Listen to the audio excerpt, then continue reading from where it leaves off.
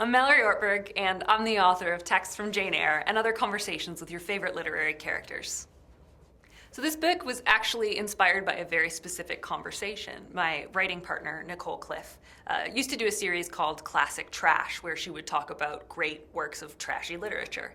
And she spent a week talking about Gone with the Wind, and somebody responded to this conversation saying that living in the South nowadays often feels like being in Gone with the Wind, except now all of those characters have cell phones. And I remember that I found that idea so vivid and compelling, this idea of Scarlett O'Hara, who's such a terrible person and invades other people's lives so viciously, having a cell phone and being able to text people at 3 in the morning with a list of demands, that I knew I had to write it.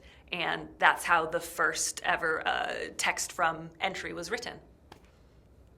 I grew up reading all sorts of things, but particularly sort of the great Western classics of the canon.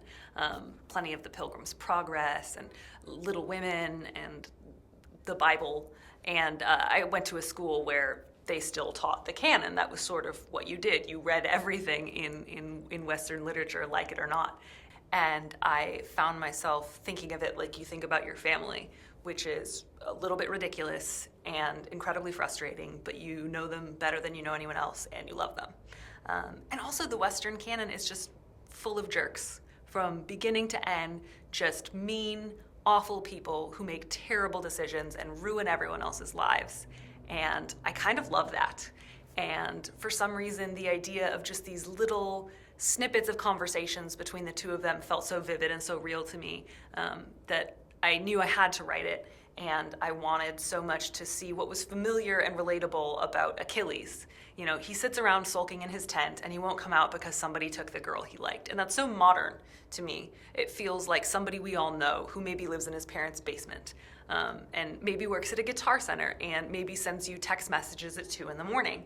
And that's there, and that's sort of timeless. And I kind of loved that. And I wanted to bring that to light in a way that was both celebratory of the texts, because I do love them, and also sort of gently puncturing the mythology around some of them with a pin and watching it deflate a little bit. So it's an equal mix, I think, of love and teasing, which is an ideal combination.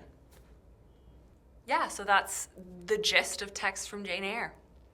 And also you should buy it.